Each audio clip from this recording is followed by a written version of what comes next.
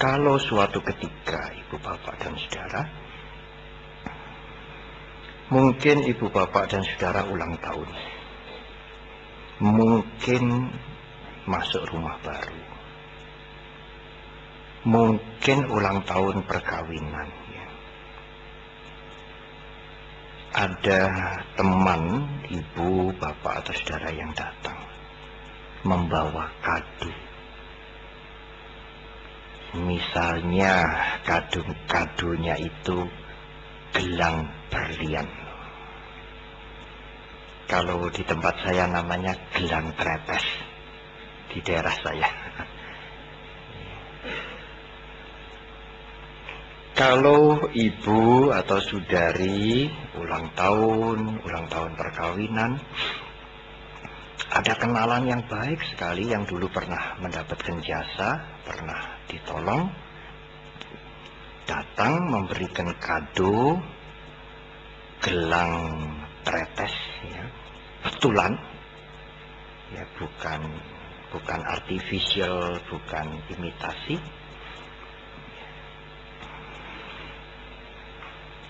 Pertanyaan saya adalah bagaimana reaksi ibu atau saudara? Senang apa tidak senang? Senang. Tidak usah dipikir, karena itu saya mengatakan jangan mikir. Kalau mikir malah nanti itu loh, tidak. Jawabannya itu tidak tulus. Orang pinter biasanya seneng apa ora ya? Ya kalau di Mendut itu di Magelang itu ada RSJ. Saya mengatakan kalau bukan penghuni RSJ sana dapat gelang tretes mesti senang. Masa tidak senang?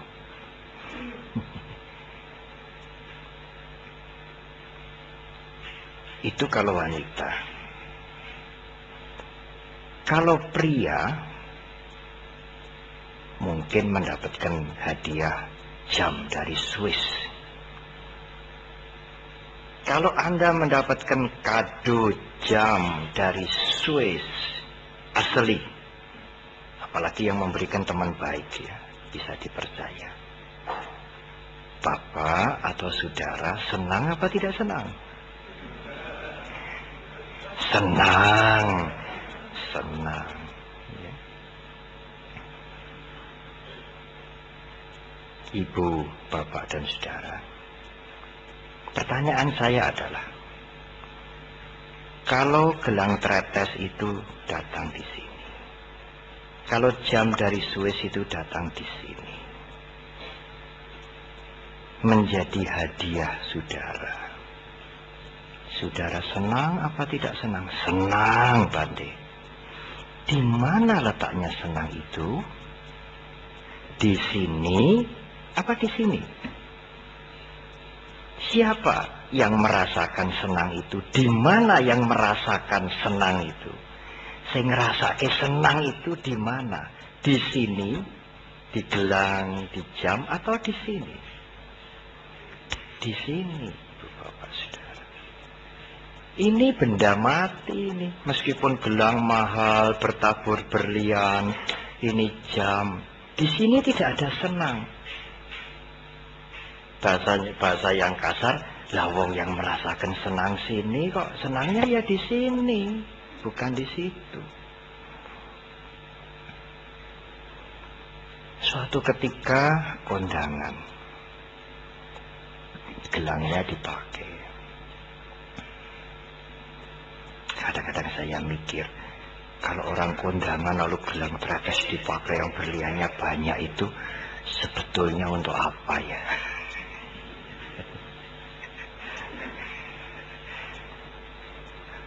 Pameran. Lalu jamnya dipakai. Tetapi karena sesuatu hal, waktu pulang, berliannya itu copot beberapa butir. Dilihat, bolong. Entah kecantol tas, entah kecantol pakaian, atau jam Swiss yang mahal itu jatuh, kepijat, pecah. Kalau mata berliannya itu hilang, jamnya itu pecah, riak, ibu, bapak, bagaimana reaksinya? Senang apa tidak senang? Tidak senang, Bante. Gampang saja ini, gampang saja. Tidak usah pendidikan tinggi, orang yang sederhana, tidak mengerti, tidak bisa membaca sekalipun, bisa kan menjawab dengan spontan. Kalau jam Anda yang mahal rusak, berlian Anda hilang, Anda senang atau tidak senang? Tidak senang, Bante. Benar. Di mana letaknya tidak senang itu? Letaknya tidak senang itu di arloji yang riak apa di sini? Di sini. Tidak senang itu ada di gelang yang berliannya copot itu, di situ ada tidak senang, atau tidak senang itu di sini? Di sini. Oleh karena itulah menurut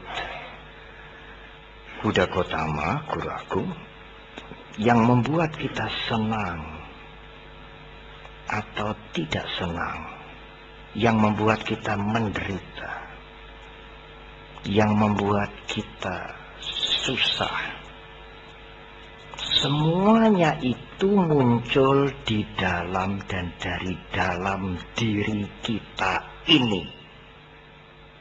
Tidak ada sangkut pautnya dengan yang di luar. Karena kalau kita susah, sedih, kalau kita senang, gembira juga di sini, tidak di luar.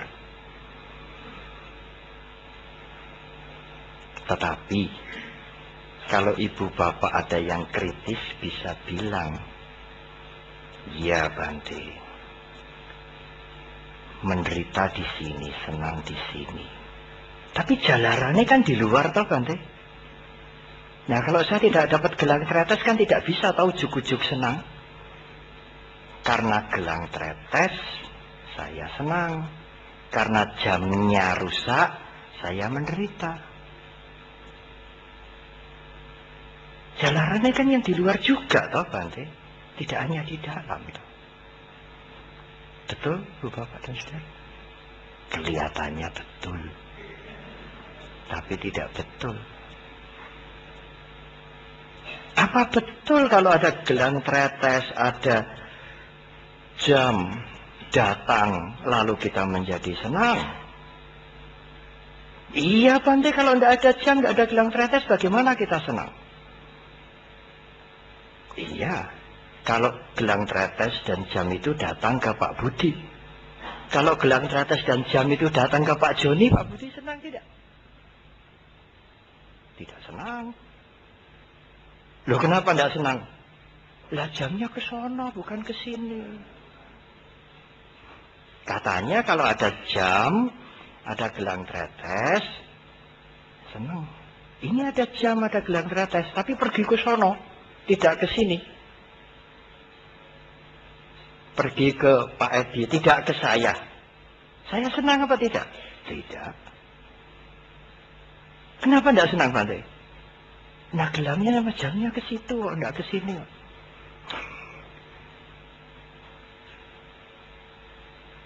Kenapa dia susah, sedih? Gelangnya hilang Bante. Tidak hanya berliannya yang copot, hilang. Lupa naruh, entah pembantu, entah siapa ambil. Jamnya dipijek sama sepatu itu, riak.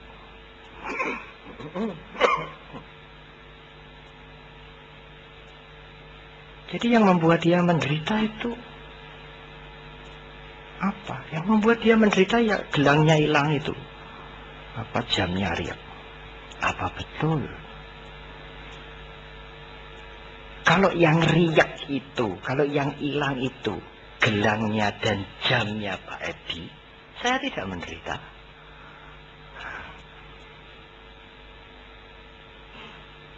Katanya kalau gelangnya hilang menderita, jamnya riak menderita. Ini ada jam riak, ada gelang yang hilang. Tapi jam yang riak dan gelang yang hilang itu Pak Edi yang punya. Bukan saya yang punya. Saya tidak menderita. Bante, Pak Edi itu loh gelangnya hilang. Oh mahal itu, miliaran itu. Jamnya itu juga rusak. Sayang, kasihan. Saya mungkin hanya, Pak Budi mungkin hanya, kurang hati-hati, lain waktu hati-hati.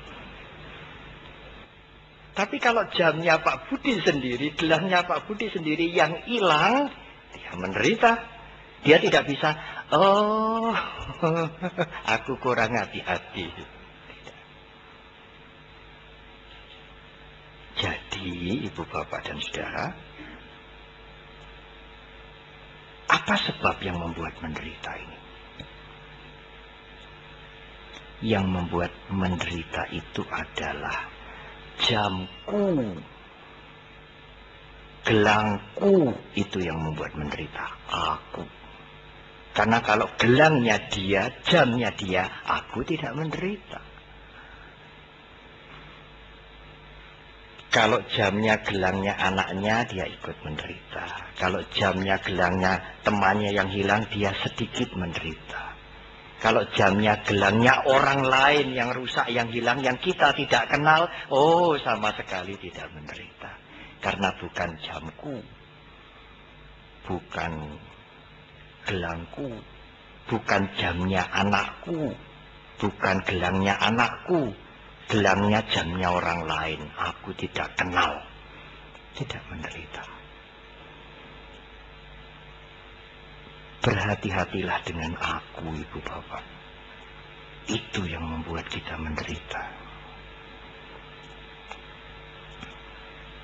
Kalau aku itu lengket banget, namanya upadana dalam bahasa Sanskerta, bahasa Pali.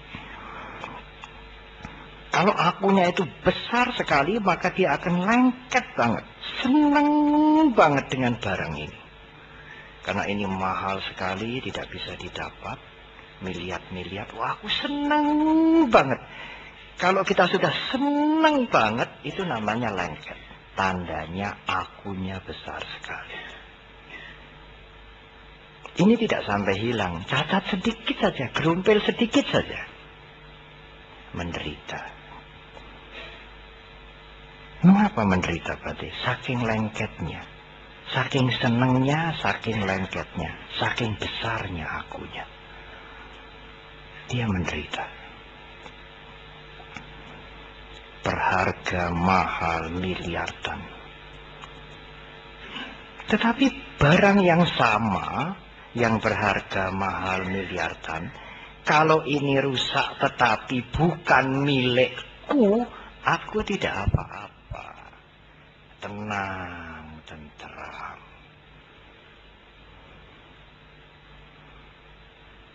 Jadi sang aku itulah. Bukan menurut agama Buddha sebetulnya. Apa yang saya sampaikan ini adalah the fact of life, the truth. Kasunyatan hidup. Saudara tidak perlu mendengar uraian saya, lalu mengiyakan, tetapi saudara bisa mencocokkan apa yang saudara pernah alami, Ibu Bapak sekalian, dalam kehidupan sehari-hari. Benar tidak?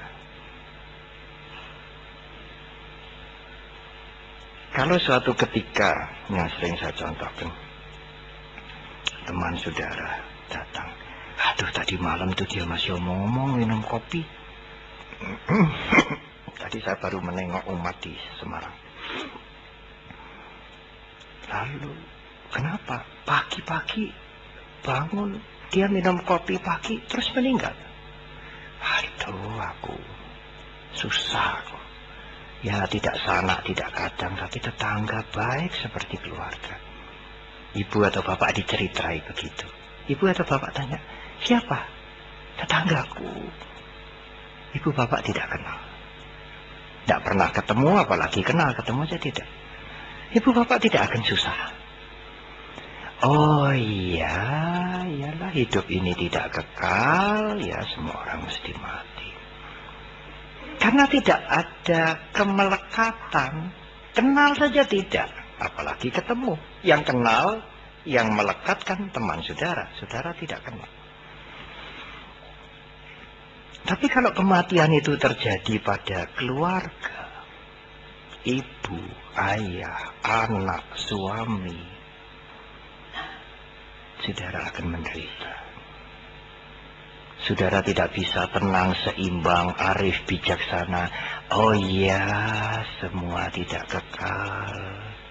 Istriku ya sudah meninggal. Seimbang, tenang, sulit. Karena istriku, ayahku, ibuku, anakku, tidak hanya keluarga, kenalan baikku, kita ikut sedih, kita ikut menderita. Karena ada aku di situ. Kalau tidak ada aku, tidak menderita sama sekali. Semakin besar akunya pandai, semakin menderita.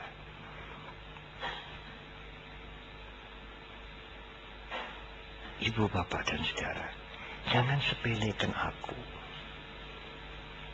Ada orang mengatakan, Bante, aku itu kan bukan kejahatan toh. Paling kalau akunya besar itu ya dikatakan, wong kok sombong banget nih. Arogan. Paling kan hanya dikatakan begitu toh, Bante. Kalau ada upacara mesti minta duduk di depan. Kalau suatu ketika yang terima tamu tidak mengerti didudukkan di belakang sana, aku duduk di belakang. Aku ini jasa, aku ini tidak dihargai. Orang tidak tahu aku ini siapa. Saya pernah diberitahu seorang biku, dia bukan pemimpin, Bante. Kalau orang seperti itu pemuka, bukan pemimpin. Kok bisa? Dia ingin duduk di muka, kelihatan di muka. Oh, beda toh ya. Beda, Bante. Pemuka dengan pemimpin beda. Saya mengatakan, oh iya. Pemimpin juga yang pernah duduk di SMP, SMA ya. Pemimpin juga kalau kehilangan faktor N juga berbahaya loh, saya bilang. Lah kok bisa, Bante? Lah kalau pemimpin N-nya hilang kan pemimpi. Ngomongnya gede-gede. Tapi tidak pernah melaksanakan apa yang diucapkan. Paling, Bante, kalau aku itu kan paling hanya orang dikatakan, wah dia itu loh, sombong banget. Akunya gede-gede. Kadang-kadang orang yang akunya besar itu enjoy aja, enak aja dia. Keakuannya melembung itu enak saja. Dia tidak merasa. Orang lain yang melihat, yang bergaul dengan dia, kadang-kadang risih sendiri. Orang ini, apa yang dilakukan gak seberapa, tapi sombongnya, sundul langitnya. Orang lain yang risih, dirinya sendiri, enjoy saja dia, mengumbar keakuannya. Tapi kan paling hanya di situ toh, Bante, tidak berbahaya toh.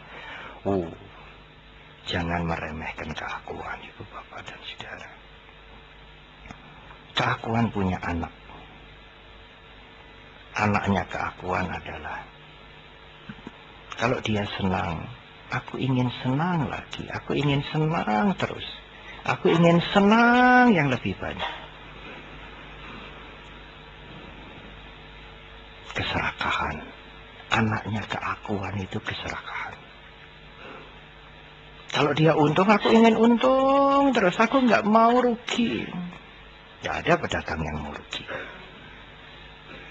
Aku ingin sukses terus. Aku ingin sehat terus. Kalau sudah tua, aku ingin tua terus. Loh, kok bisa, Bante? Ya siapa yang mau kepingin mati? Kalau sudah terlanjur tua kan aku ingin tua terus karena aku tidak mau mati. Itu keserakahan. Kalau keinginan senang terus,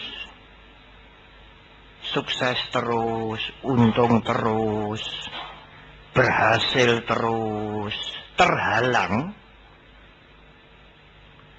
mentok, banyak masalah, tidak bisa diatasi. Nah, keserakahannya itu berubah bentuk. Apa itu? Metamorfose, berubah bentuk. Kalau dulu aku ingin senang terus, ingin maju terus, usahaku ingin jalan terus, ingin hidup terus. Kalau rencananya, programnya mentok, kena masalah, Bante, aku udah bosan hidup. Aku ingin mati aja lah, Bante. Buat apa begini? Nah, kok lain dulu, lain sekarang.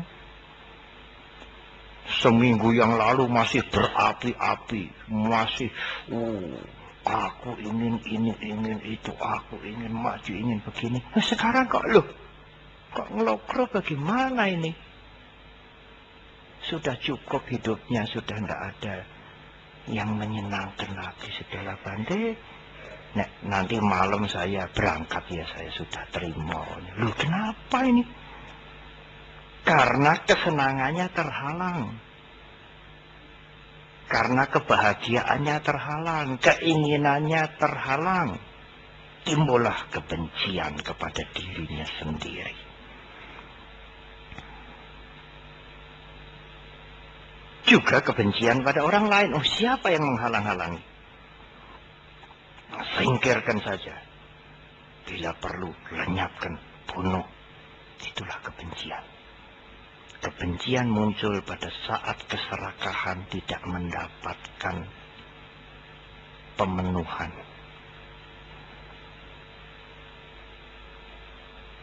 Tetapi kalau kesenangannya mendapatkan pemenuhan, keserakahannya membar-mbar. Saya pernah ketemu dengan seorang pejabat. Dia ingin mencalonkan lagi, ingin menjabat lagi. Pak, apa menjabat itu, Bapak menjabat itu enak toh? Iya Bante, enaknya hanya 10%. Nah yang 90% Pak. Yang 90% enak banget Bante.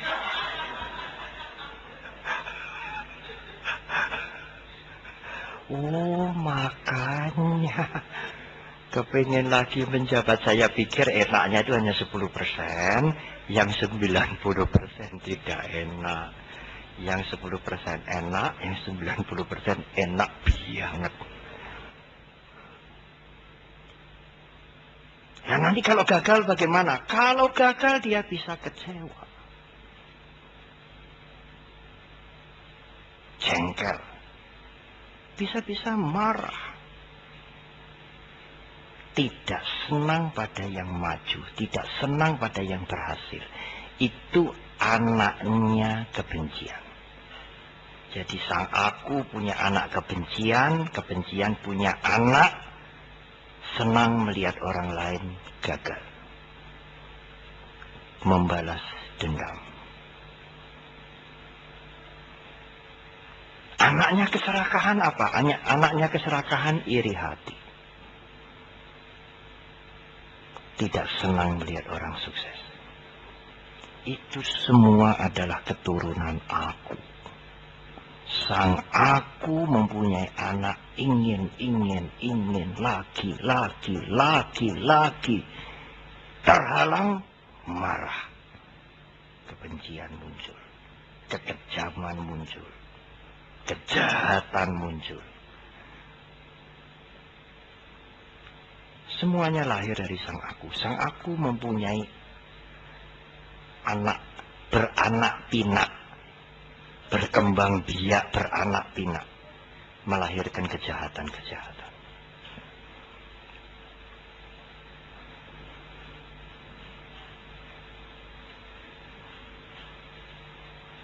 Ibu, bapak, dan saudara, ibu, bapak bisa memahami ya apa yang saya uraikan. Sang aku sangat berbahaya. Dan sebab penderitaan itu adalah sang aku. Tidak ada sangkut pautnya dengan yang di luar sama sekali. Apapun di luar terjadi jungkir jempalik, kalau sang aku terkendali, Anda tidak perlu menderita.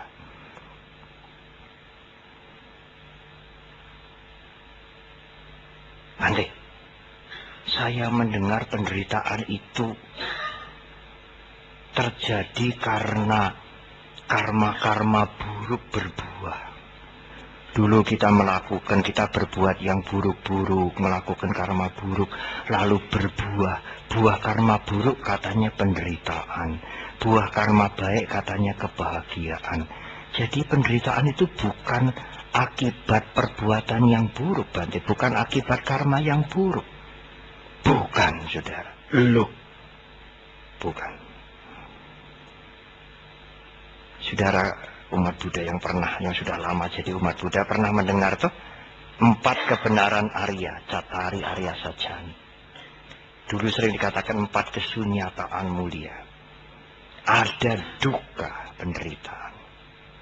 Yang pertama, yang kedua, apakah sebabnya duka? Apakah sebabnya duka disebut akibat karma buruk berbuah maka membuat kita menderita duka? Tidak. Sebabnya duka tanha. Apakah tanha itu? Keinginan yang luar biasa. Dari mana datangnya tanha? Sang aku. Sang aku ingin lagi, ingin lagi, ingin lagi. Kalau tidak senang ingin menghancurkan, menyingkirkan terus sampai tidak menghalangi aku lagi.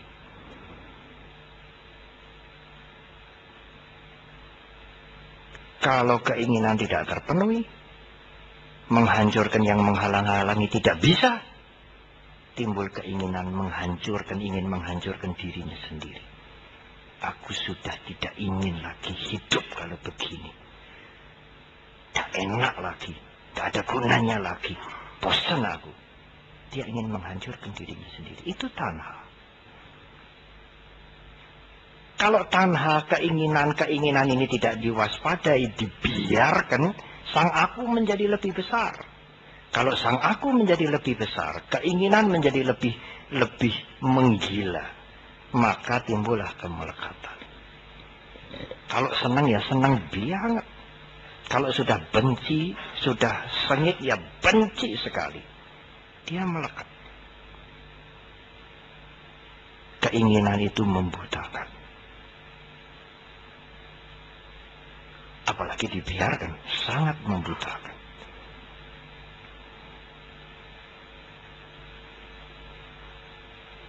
Jadi Bante, kalau karma buruk kita, perbuatan buruk kita berbuah, itu kita tidak menderita. Terserah saudara mau menderita atau mau tidak menderita. Jadi kalau karma buruk berbuah, akibat perbuatan baik kebahagiaan, akibat perbuatan jahat, perbuatan buruk penderitaan. Apa kita tidak mesti menderita, Bante? Tidak. Tergantung pada kita, pada yang di dalam ini, saudara. Kita mau menderita atau tidak? Tergantung yang di dalam, tidak tergantung akibat yang muncul. Motornya diparkir di pinggir jalan. Sudah di tempat yang aman. Ada truk nyelonong. Ditabrak. Motornya masuk di kolongnya truk. Riak, tidak bisa diperbaiki. Apakah itu tidak karma buruk berbuah? Tidak dikendarai, diparkir. Ada truk yang nyelonong. Tetapi apakah orang yang mempunyai motor yang ditabrak truk sampai masuk ke kolongnya truk itu menderita? Belum tentu. Kalau dia bisa menyadari apa yang terjadi, mengendalikan pikirannya, mungkin dia menderita karena belum mencapai kebebasan dari kotoran batin, tapi sedikit. Aduh. Tapi ya wis lah. Harap dia pakai nih. Sudah tidak bisa dileles lagi. Saya tidak mau menderita. Sudah. Tidak menderita. Tetapi kalau tidak ada kewaspadaan, pikirannya tidak dijaga, sang akunya berjalan menderita. Motorku digiles. Anyar. Salah apa? Berhari-hari dia tersiksa oleh kekecewaannya sendiri karena sang aku terganggu. Motorku digiles. Lah nek motore kae piye? Keluar weh. Motore kae digiles mbok. Ora urusanku. Lah nek motormu gelo aku menderita. Pada saat sang aku muncul, penderitaan muncul. Kalau aku muncul sedikit, dia menderita sedikit. Sesudah itu tidak menderita. Pada saat sang aku muncul kuat sekali, dia menjadi orang yang sangat menderita. Dari cerita ini lagi, ibu bapak bisa melihat tidak ada hubungannya. Kesusahan, ketegangan, penderitaan itu dengan yang di luar ini. Tidak ada sangkut pautnya. Susah, menderita, sengsara itu karena kita sendiri sepenuh-penuhnya. Karena apa, Bande? Karena sang aku kita biarkan. Jangan main-main dengan sang aku. Bukan hanya persoalan sombing-sombing saja. Berbahaya. Dia menjadi biang penderitaan.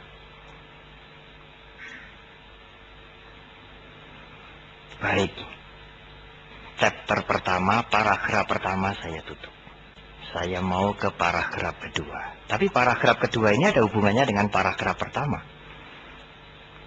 Saudara, kalau saudara punya anak di Amerika, di Los Angeles lah, atau di New York, atau di Jerman, saya tidak ingin menggunakan contoh Amerika. Sebab nanti kalau anaknya ada yang di Amerika, nanti dikira, jangan-jangan ini Bante meramal.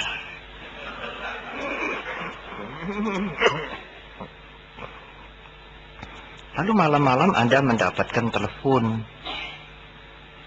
Pak, Bu, setengah jam yang lalu anak Bapak masuk ICU, tabrakan, tidak sadar sekarang. Bagaimana reaksi pikiran ibu bapak saudara? Gelisah. Mau melihat tidak bisa, ngomong tidak bisa, dia masuk ICU, koma. Sekarang ini juga malam saya mau nilai, tidak bisa. Anda harus minta visa. Apalagi kalau di Amerika, jangan harap gampang dapat visa.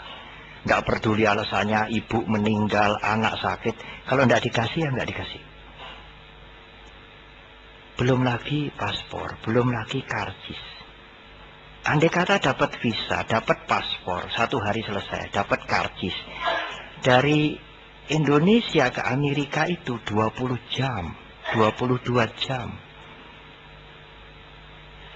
Selama mencari visa, mencari paspor, mencari karcis, naik pesawat 20 jam, 22 jam. Bagaimana pikiran kita ini sebagai orang tua? Was-was, gelisah, khawatir, berkembang biak. Kemarin saya menengok umat dari Muntilan yang dirawat di Bethesda. Sudah sembuh sekarang. Dia bilang, iya Bante, waktu saya dirawat di Bethesda itu, pikiran saya ini gak bisa berhenti. Saya mikir, iki mengko aku bali nang omah apa bali nang Budi Dharma ya? Budi Dharma itu kalau di sini seperti rumah Diongting itu loh. Aku ingko bali nang omah apa bali nang Diongting ya? Padahal dia sembuh, sakitnya tidak berat.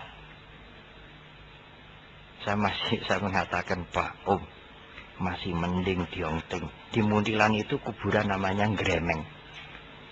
Kok nggak mikir, aku ini kok bali nang omah apa bali nang Gremeng? Pikiran kita begitu.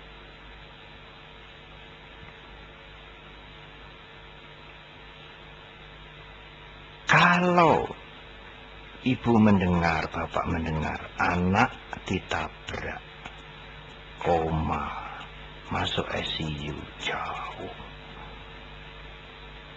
Timbul gelisah, khawatir, kingku terus piye, sapa sing nulung, bisa sembuh tidak, sing nukoke, piyen sawang sapa iki engko.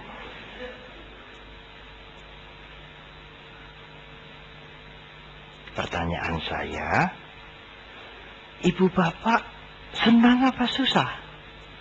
Susah. Nggak usah mikir-mikir itu jawabannya itu. Siapa yang senang anaknya di ICU? Senang itu siapa? Pikiran itu ibu bapak sangat cepat dan sangat kuat mempengaruhi perasaan.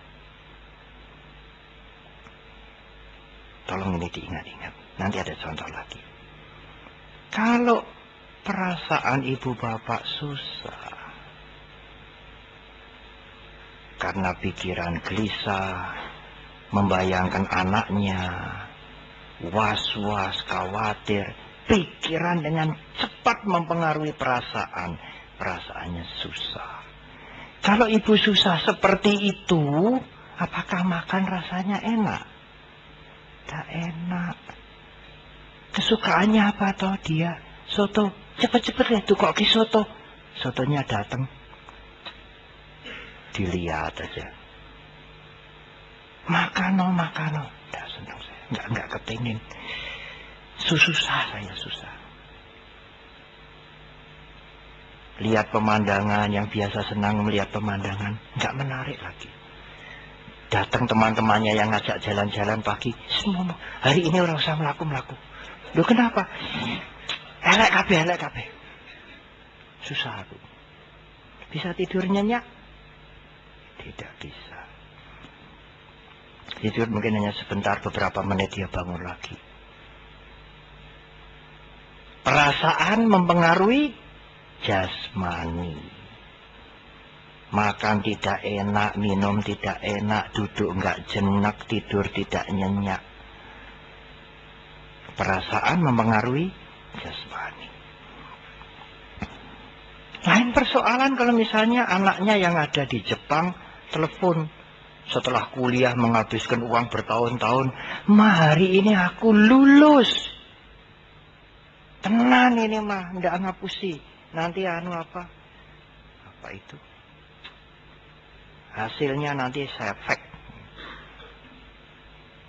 Aduh, anakku lulus. Pikirannya bereaksi, anaknya lulus, sukses. Kewajiban sebagai orang tua satu langkah selesai. Pikiran mempengaruhi perasaan. Perasaan ibu bapak bagaimana? Senang atau tidak senang anak-anaknya lulus? Senang. Cepat sekali itu. Pikiran mempengaruhi perasaan itu cepat sekali. Sangat cepat, sangat kuat. Perasaan mempengaruhi jasmani. Ayo. Sesuk konco-konco sing mlaku-mlaku iki tak traktir kabeh. Makan gudeg. Waduh. Lahap sekali. Enak makan. Senang, gembira. Perasaan sangat mempengaruhi jasmani. Makan enak, minum enak, jalan-jalan senang. Karena dapat berita anaknya lulus. Reaksi pikiran terhadap anaknya lulus mempengaruhi segera, cepat, kuat perasaan. Perasaan senang. Perasaan senang mempengaruhi jasmani. Makan enak, gembira. Tidur nyenyak.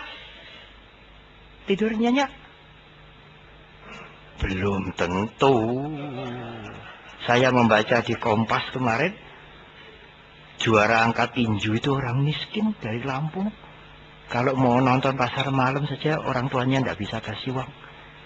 bisa jadi juara olimpiade meskipun medali perunggu. Senang sekali saya baca di Kompas. Sampai jam 1:30 malam tidak bisa tidur. Ketap-ketip.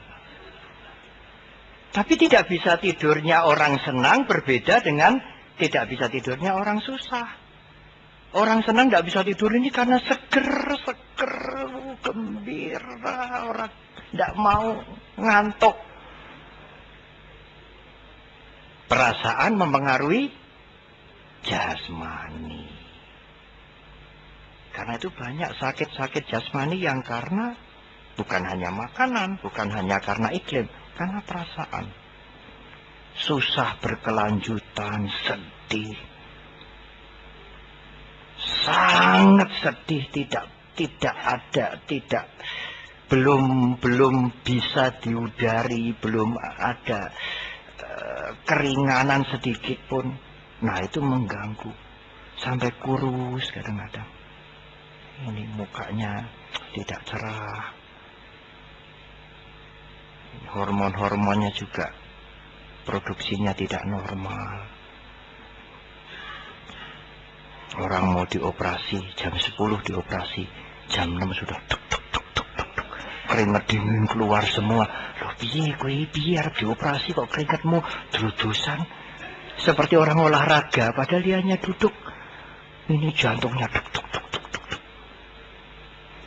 Dia tahu jam 10 dioperasi, pikirannya bereaksi, aku ikut dioperasi jam 10. Ini ingku terus priye iki iso tangi neh apa ora iki. Iki kok bali ngomah apa bali nang krematorium. Perasaan senang apa tidak? Tidak ada yang orang dioperasi perasaannya gembira. Perasaannya juga was-was, sedih. Perasaan yang sedih, ketakutan itu mempengaruhi jasmani. Brodok, deg-degan, keringat dingin keluar. Ini bukan hanya ajaran Buddha, Ibu Bapak dan Saudara. Ibu Bapak cocokkan sendiri pengalaman Ibu Bapak berpuluh-puluh tahun. Betul tidak? Pikiran sangat berpengaruh pada perasaan, perasaan sangat berpengaruh pada jasmani. Oh Bante, kalau begitu ya Bante, kalau pikiran ini bisa dikendalikan, teguh, kuat. Aduh Bante, bagus sekali ya. Memang. Kalau pikiran kita tidak labil, tidak mudah terombang-ambing, berita apapun, cerita apapun, pikiran saya bisa kuat, tetap, teguh, tenang. Kan bagus ya Bante? Bagus, sangat bagus. Perasaan tidak mudah terpengaruh. Kalau perasaan tidak terpengaruh, jasmani tidak terpengaruh. Tapi bagaimana Bante? Meneguhkan pikiran, menenangkan pikiran ini bagaimana? Sulit, saudara. Pikiran itu licin, lihai, halus, tidak bisa diraba, tidak bisa dideteksi, bergerak seenak-enaknya sendiri. Lalu bagaimana ya Bante? Bagaimana ya Bante membuat pikiran ini teguh, kuat? Sebab kalau pikiran tidak teguh, tidak kuat, aduh, ya hidup ini begitu terombang-ambing. Perasaan kita terombang-ambing, susah, senang, sedih, gembira, kecewa, sedih lagi. Dan itu merusak jasmani kita, mempengaruhi jasmani kita. Jadi pikiran itu harus dibuat kuat, teguh, tenang. Caranya gimana ya Bante? Ibu Bapak dan Saudara, caranya dibalik. Nah, Ibu Bapak harus mengikuti urutan ini. Karena pikiran, apapun reaksi pikiran, langsung dia menghantam perasaan. Tidak ukuran detik, cepat sekali. mendapatkan berita ini, ini, perasaan langsung kena. Senang apa tidak senang, suka apa tidak suka, gembira apa sedih. Dan kuat sekali dan cepat sekali. Perasaan mempengaruhi jasmani. Nah, sekarang jasmaninya ditoto. Karena jasmani itu gampang, kasar, kelihatan, pikiran sangat halus, sangat licin, sangat licik. Karena kalau jasmaninya ditoto, jasmani juga mempengaruhi perasaan. Perasaannya tumoto. Kalau perasaannya tumoto, tidak membara-bara, tidak bergolak, pikirannya juga tenang. Karena memulai noto pikiran sulit. Amat sulit. Apalagi tidak pernah latihan. Kalau dibiarkan berbahaya. Dari awal saya sudah cerita bagaimana bahayanya pikiran itu. Terutama sang aku. Pikiran langsung mempengaruhi perasaan. Timbul susah, timbul senang, timbul suka, timbul duka. Perasaan langsung mempengaruhi jasmani. Maka sekarang jasmaninya ditoto. Dikondisikan. Karena kalau jasmaninya ditoto, perasaannya. Nah, sekarang chapter ketiga. Noto jasmani bagaimana, Bante? Apa kalau rambut sudah putih terus disemir? Kalau hidung bengkok terus ini katanya sekarang ada yang ditarik-tarik begini, saya tidak tahu.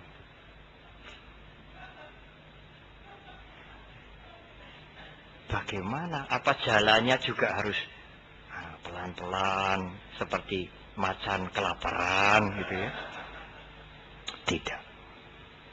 Noto jasmani menurut pandangan Dhamma adalah meditasi.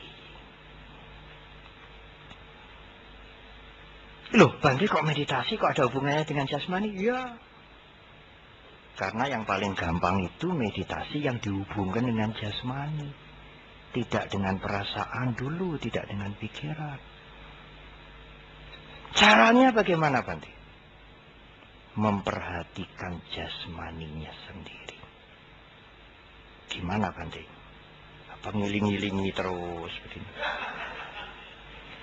Tidak. Yang diperhatikan nafasnya sendiri. Masuk, keluar, masuk, keluar. Duduk dengan tenang. Tidak usah silo tumpang di kursi juga boleh.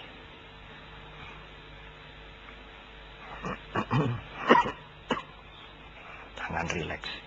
Tidak menyandar. Masuk.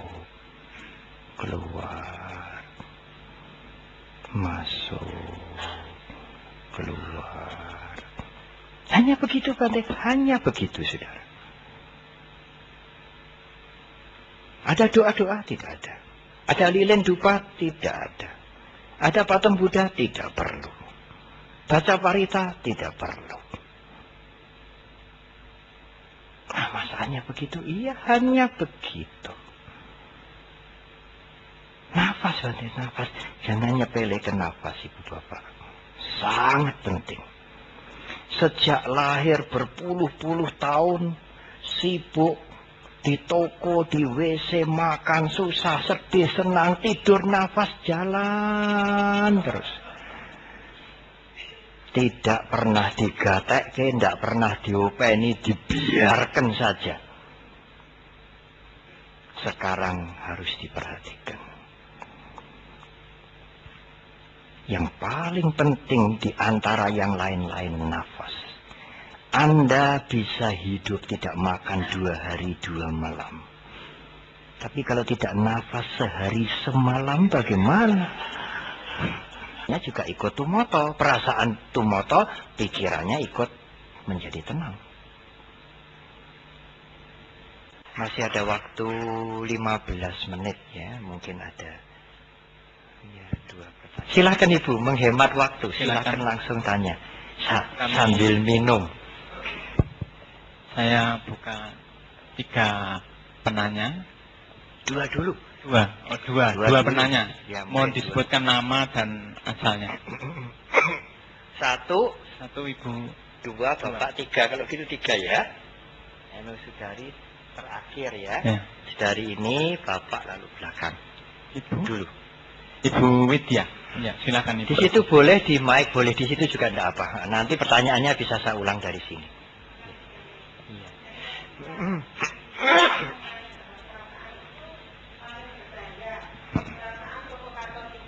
Iya, betul. Sebenarnya apakah ada perbedaan Bante antara perasaan mempengaruhi pikiran atau pikiran yang mempengaruhi perasaan? Ya. Sebab sering kita dengar statement-statement bahwa jadi manusia yang rasional, atau kadang-kadang laki-laki itu rasional, wanita lebih emosional dan sebagainya. Iya. Terima kasih. Iya. Kalau saya diminta untuk memberikan tanggapan singkat, timbal balik Ibu, interdependensi. Semua reaksi pikiran pasti langsung mempengaruhi perasaan. Nah, perasaan yang dipengaruhi itu kalau tidak suka, ya senang atau tidak senang.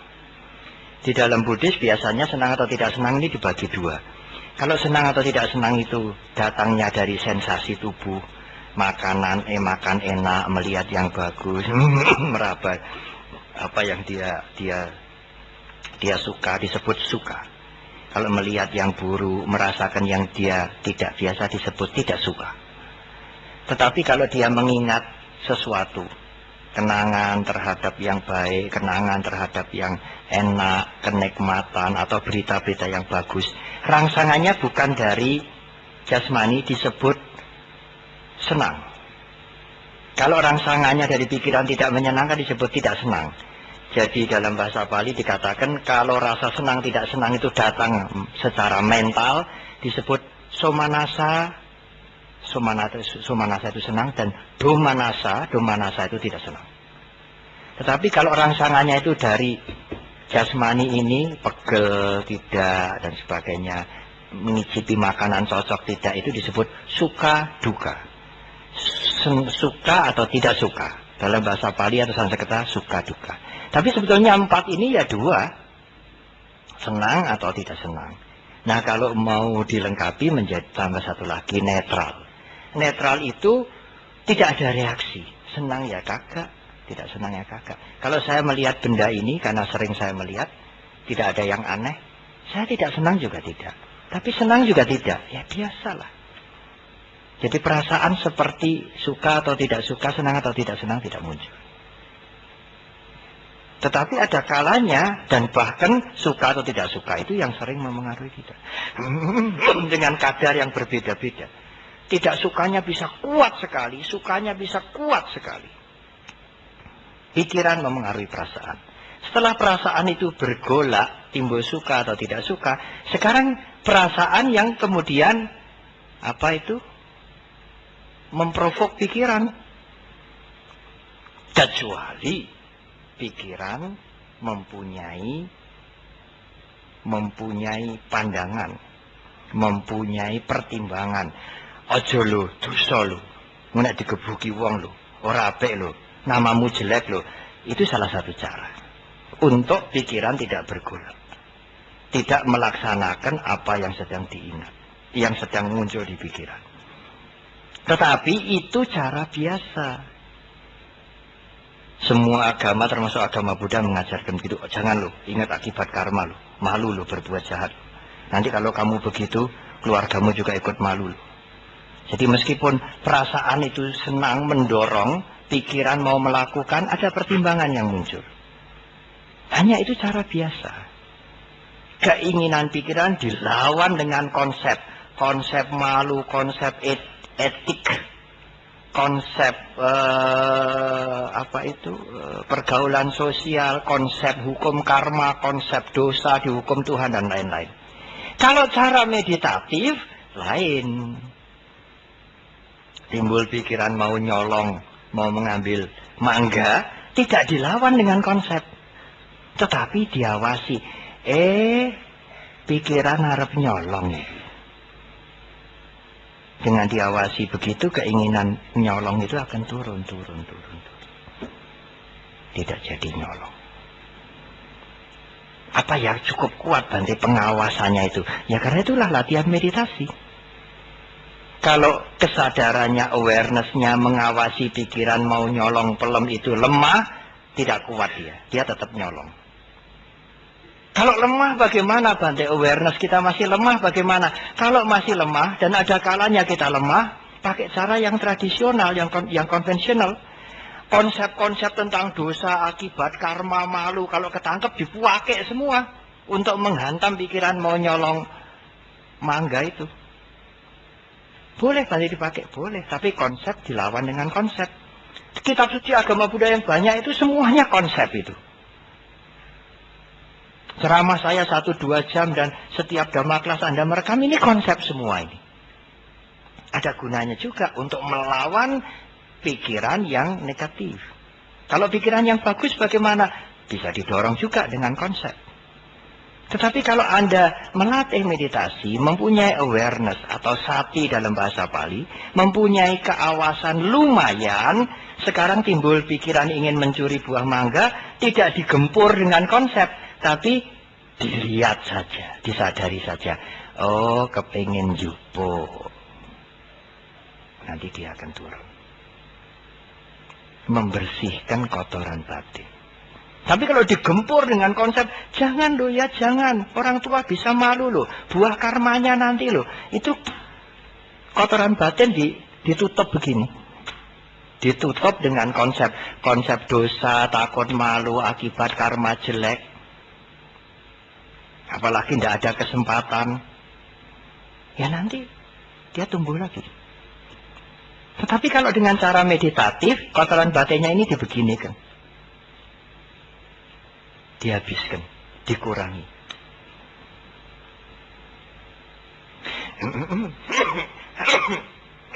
Misalnya Pak,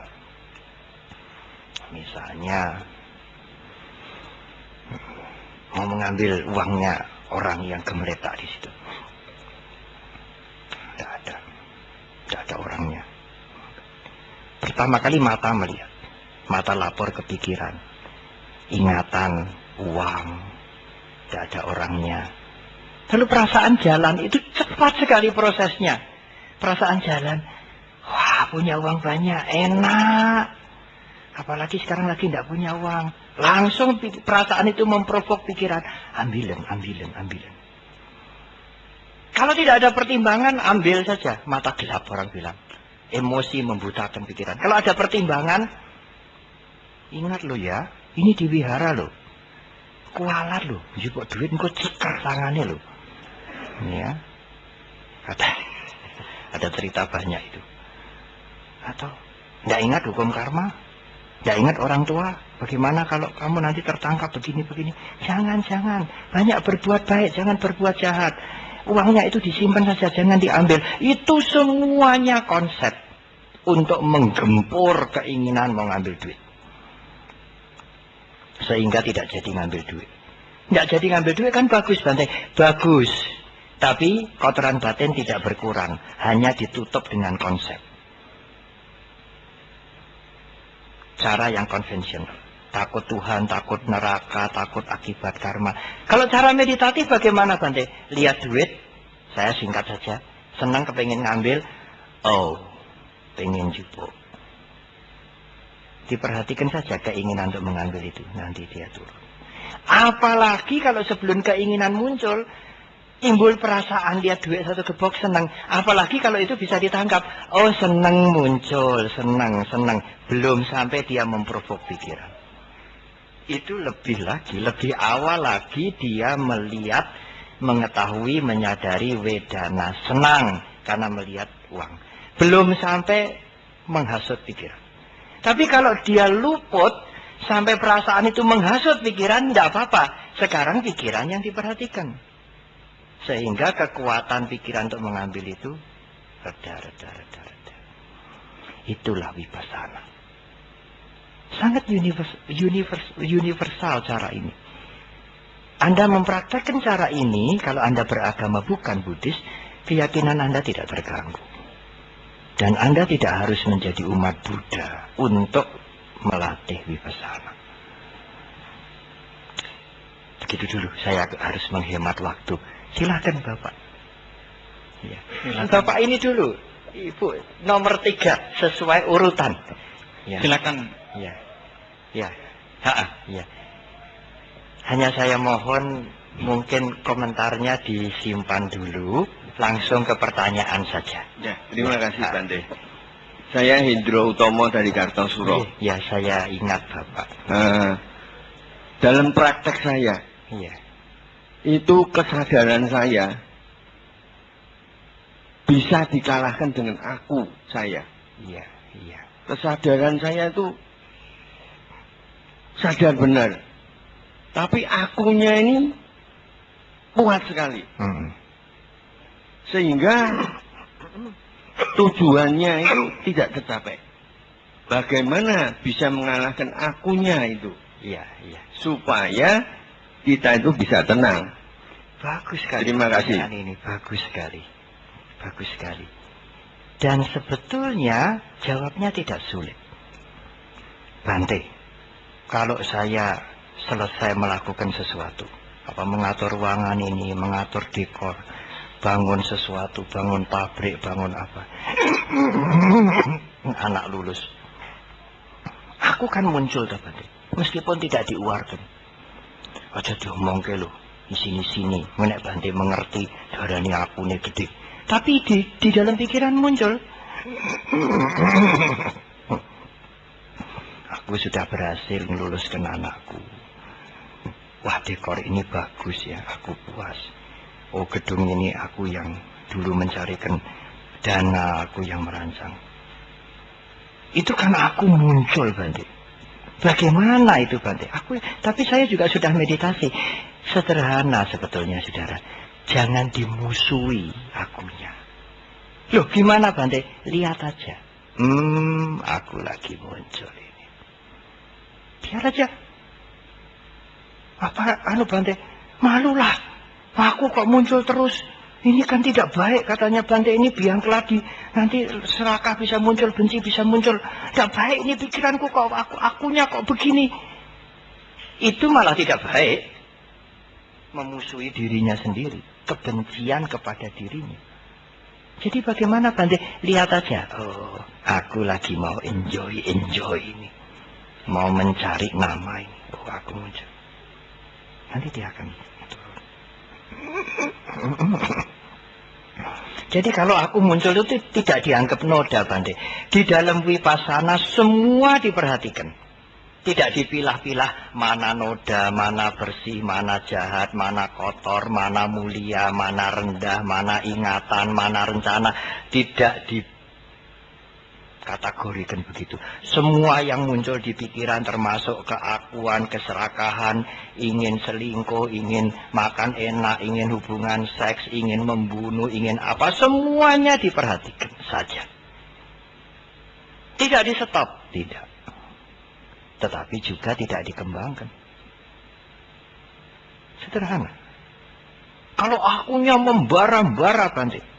Aku yang berhubungan dengan kebencian, aku dibohongi, aku dilangkai, harga diriku diinjak-injak, juga diperhatikan aja.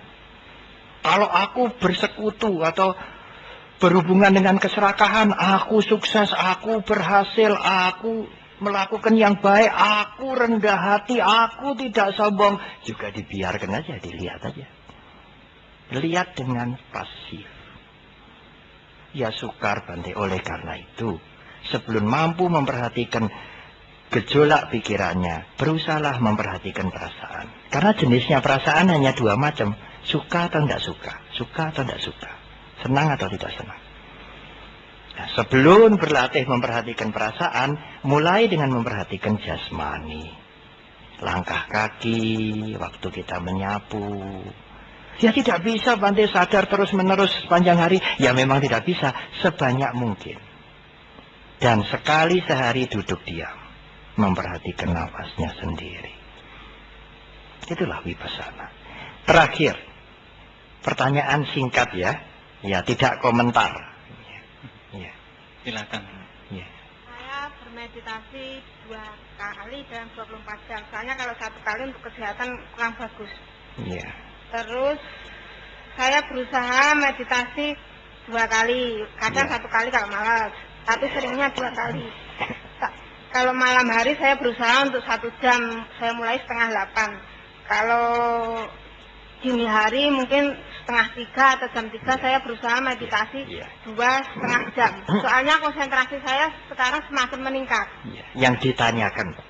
Langsung ke pertanyaan Mak. saja. Terus kalau saya udah mulai konsentrasi itu kepala saya ini kalau nggak sadar itu gini.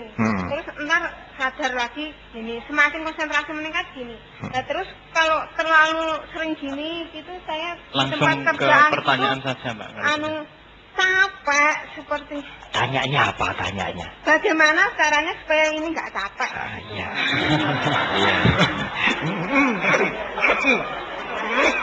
Ya, baik. Kalau kita meditasi duduk capek di sini. Ada 2 hal. Capeknya ini disadari, capek di sini. Bisa. Atau rasa tidak senang. Capek kan tidak senang. Oh, ini enggak senang. Disadari dulu, jangan diberi reaksi dulu. Setelah disadari capeknya atau tidak senangnya, kok masih capek terus. Ya, ditegakkan begini. Ya. Atau buka mata sebentar, kemudian begini. Tapi dengan kesadaran. Kan meditasinya putus, Bante. Tidak putus kalau dilakukan dengan kesadaran. Tutup mata lagi, perhatikan nafas. Kalau ada nyamuk menggigit di sini, cekit. Nah, tidak mungkin merhatikan nafas. Gatel. Dan pikiran harus dijaga. Iki nyamuk biasa apa demam berdarah? Nek demam berdarah iki piye? Nanggake diceples.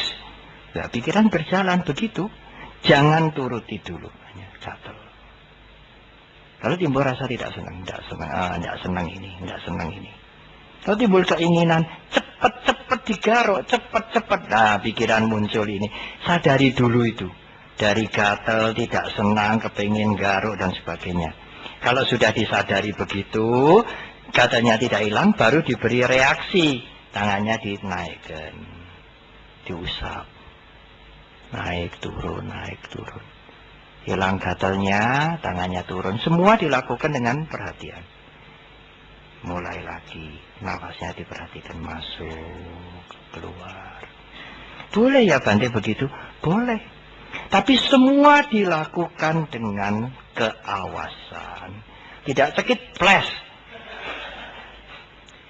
Robot itu, ya. Itu sudah. Kawas. Diperhatikan dulu. Jangan reaksi dulu. Supaya apa? Supaya emosi tidak meledak-ledak dan pikiran tidak cepat memberikan reaksi spontan. Perhatikan dulu. Sampai sejauh mana gatal ini. Kaki sakit. Sakit ini. Cepat berdiri. Nanti lumpuh. Ya nanti stroke. Macam-macam ini nanti muter-muter pikirannya. Oh ini sakit. Dijaga senetral mungkin. Tidak menganalisa, tidak menghakimi, tidak mencari sebabnya. Just hanya sadar.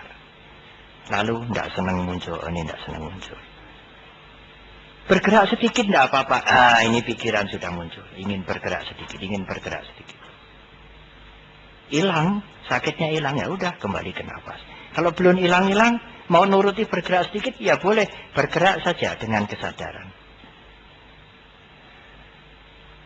Nah, hilang, kembali ke nafas. Itulah vipassana. Selamat melatih vipassana. Ada bahayanya Bante kalau tidak ada guru? Tidak ada. Selama Anda mempunyai tujuan benar untuk mengurangi kotoran batin, untuk menipiskan keakuan, untuk mempertajam keawasan, supaya keakuan tidak merajalela, supaya perasaan tidak menjadi provokator yang ganas. Tidak ada risiko untuk itu.